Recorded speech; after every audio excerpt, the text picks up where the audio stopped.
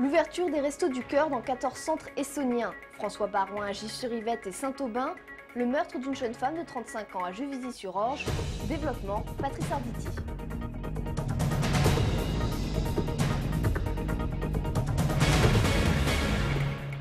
Bonsoir, le sport d'abord avec en CFA la défaite de Viry-Châtillon à domicile face à Vitré et en CFA 2 le nul pour Sainte-Geneviève-Frenois d'un côté, Fleury sur le terrain de Croix de l'autre. Le foot avec en division féminine le FCF Juvisy qui l'emporte difficilement, on peut le dire, 2-1 face à Yzeure. En basket national 2, la défaite cette fois de Juvisy face à Berck 83-74. Enfin, toujours en basket, mais en e-sport, Corbeil recevait Strasbourg en début de week-end.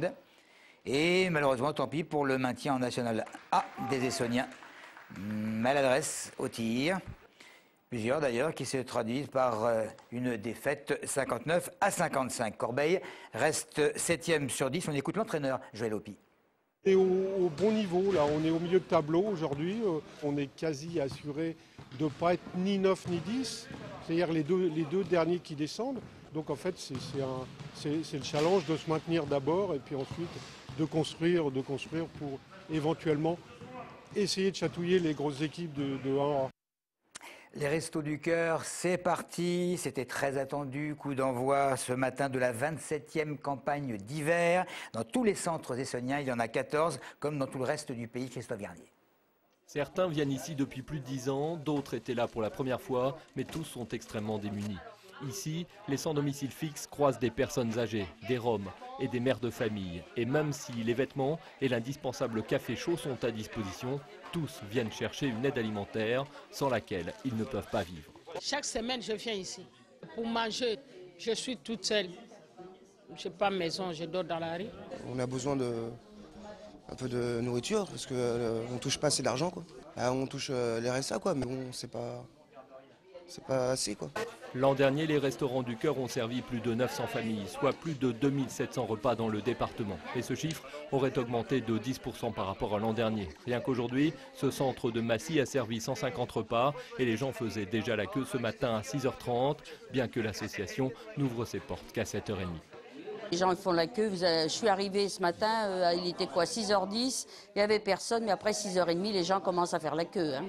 Ce matin encore, les 60 bénévoles de Massy, tout comme ceux des 40 autres sites essonniens, se disaient très affectés tout en restant optimistes par les récentes polémiques autour de l'aide européenne aux associations caritatives.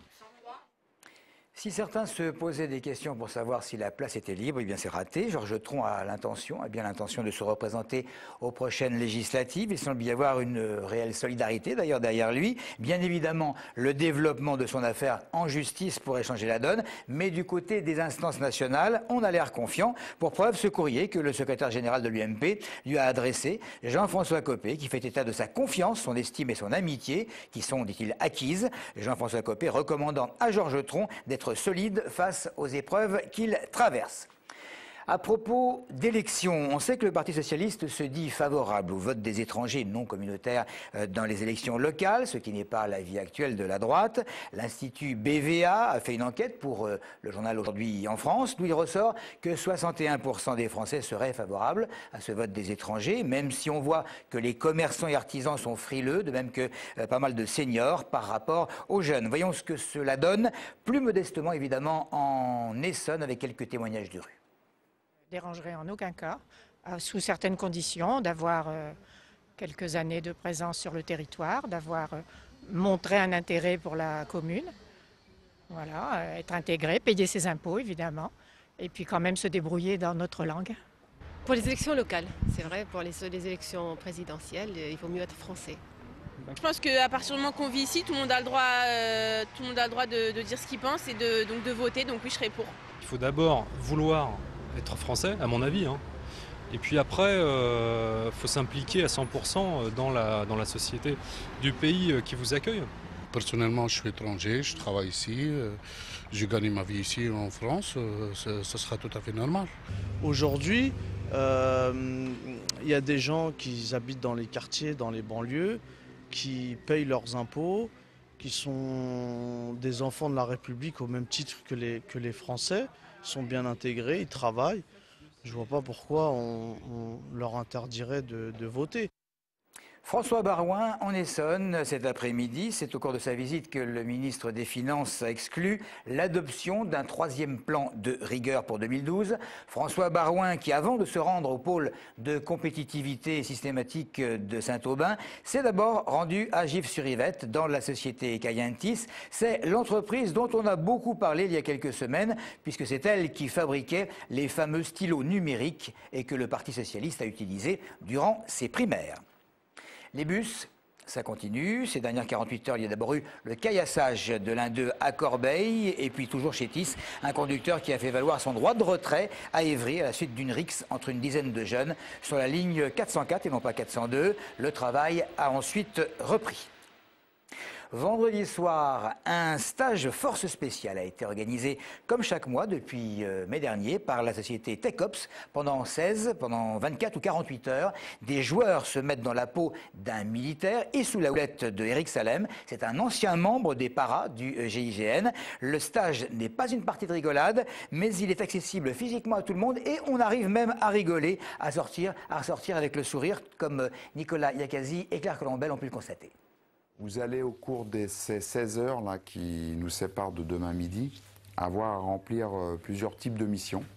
Dès le début, les joueurs sont mis dans l'ambiance. Pendant les 16 prochaines heures, ils vont vivre un stage force spéciale avec, au programme, kidnapping, évasion, mission d'infiltration, sauvetage d'otages et entraînement sportif. De quoi motiver les troupes. J'étais à l'armée il y a très longtemps. Bon, on va essayer de retrouver un petit peu ces vieux souvenirs de soirées un peu nuit blanche et puis voilà, un petit peu la découverte. Donc je sais qu'il y aura pas mal de choses qui sont sûrement aquatiques déjà, d'où les sacs poubelles. Et puis on va sûrement grimper aux arbres ou je ne sais trop quoi. 23 h, arrivés à Saint-Cyr-la-Rivière dans le sud de l'Essonne, les 7 candidats sont pris en otage. Cagoulés et attachés, ils sont emmenés en haut d'un pont où on leur offre la possibilité de s'évader. Échelle de corde, progression dans l'eau et marche discrète, les joueurs doivent retrouver les voitures sans se faire repérer. Ce parcours évasion, ça consiste dans une ambiance silence, rapidité, de pouvoir s'évader sous le contrôle de patrouilles qui naviguent dans la forêt. Et si jamais ils sont décelés, ils reprennent à zéro l'exercice. La nuit n'est pas encore terminée, il reste à délivrer un otage. Et pour cela, il faut observer les terroristes avant d'attaquer. Ne dévoilons pas tout le contenu du stage. Pour connaître tous les détails, le mieux est de se mettre dans la peau d'un soldat des forces spéciales. La nature et l'humain sont au cœur d'Art Science Factory Days. C'est la première édition d'une manifestation dédiée aux sciences, à la technologie et à l'art. À cette occasion, la ferme des Granges de Palaiseau accueille 4 artistes assez différents depuis vendredi dernier et jusqu'au 4 décembre. En fait, ce sont de nouveaux champs créatifs qui sont explorés par les scientifiques, les artistes et vous et moi. Le plateau de Saclay est un lieu extrêmement important pour la science. Nous, on a quand même énormément de laboratoires et en même temps, les chercheurs sont des artistes. Donc l'idée était de regrouper la science et les arts dans les Art Science Factory, qui est donc les jours d'Art Science Factory ici à la ferme de la Grange.